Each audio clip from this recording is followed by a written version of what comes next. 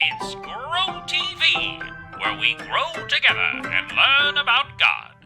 Hey there, awesome people, and welcome to Grow TV. I'm Steve, and I think I want to try my hand at being a filmmaker.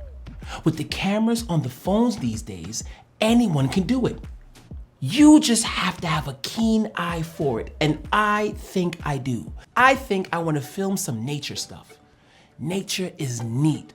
Like, I'm amazed at all the stuff God made. Maybe I'll start with capturing God's creation in its truest, most natural form. And first, this is a single seed. I'm going to take this single flower seed and put it in the soil. There we go. Then I'm gonna cover it up, which I just did, and water it. And now we wait.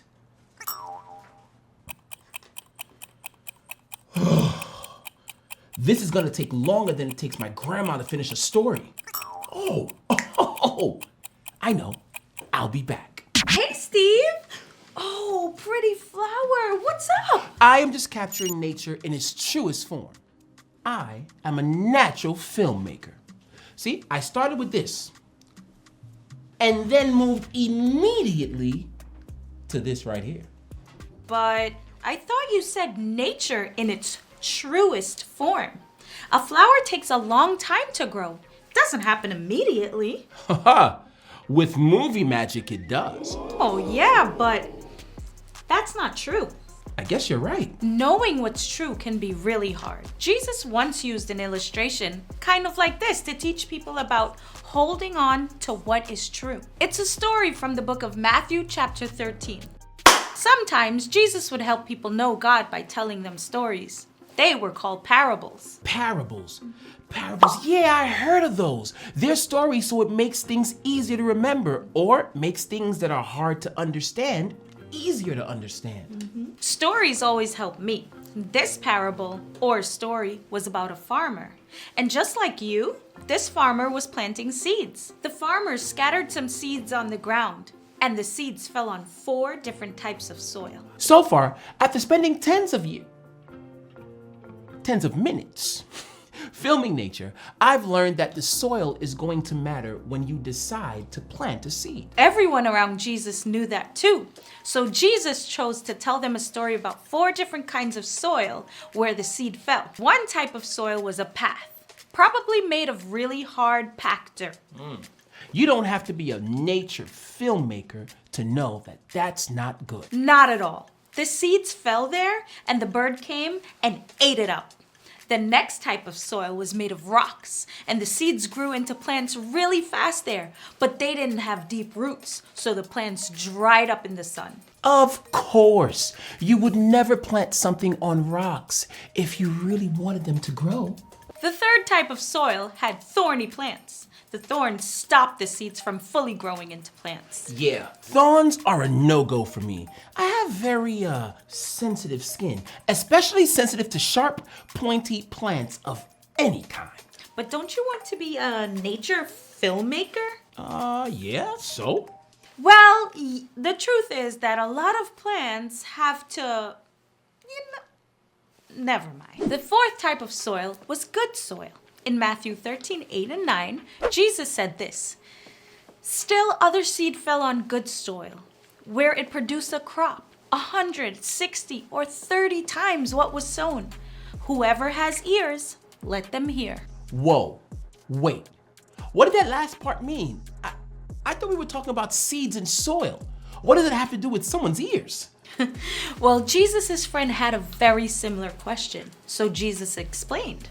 The different types of soil in the story represents the different conditions of our hearts when we hear God's words. Sometimes those words can fall on hearts like seeds on the path, rocks, or thorns.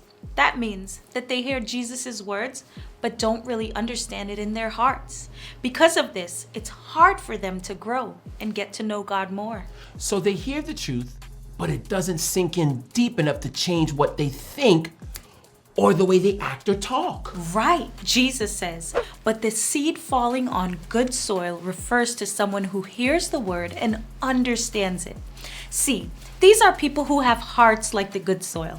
They hear and understand the true meaning of Jesus' words in their hearts. They'll help them grow and get to know God even more. And when he talked about a producing crop, well, that's an example of what it looks like to respond to things. Jesus said, like helping someone in need or sharing their stories. Yes, that's why Jesus told this parable. He wanted everyone to be like the good soil by being people who listen to, learn from, and respond to the things God says. We have a choice every day to be like the good soil or not. We do that by following what it says in God's word. Actually doing what it says, because we truly believe that God helps us know what's true. Very cool.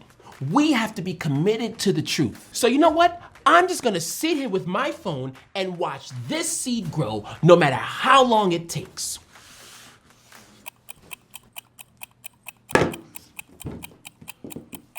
You know, maybe I'll start my filmmaking career with different subject matter.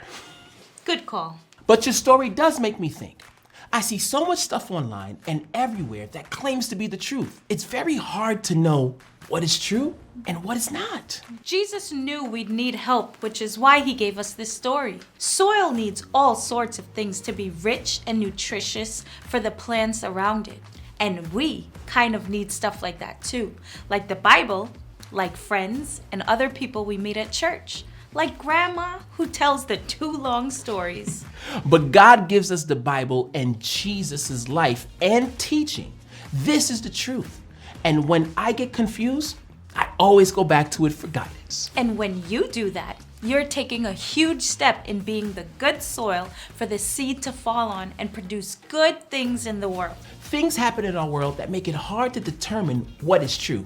So many people say so many different things. Remember, Jesus told a story about that very thing. And when we focus on God's word and allow it to sink deep into our lives, what we do and what we say, then we are becoming the good soil that Jesus is talking about.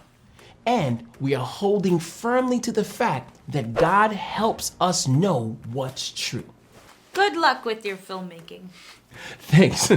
It's kind of been fun being a filmmaker with you and learning Bible stuff too. It's always good to learn and grow together. See you next time. Bye.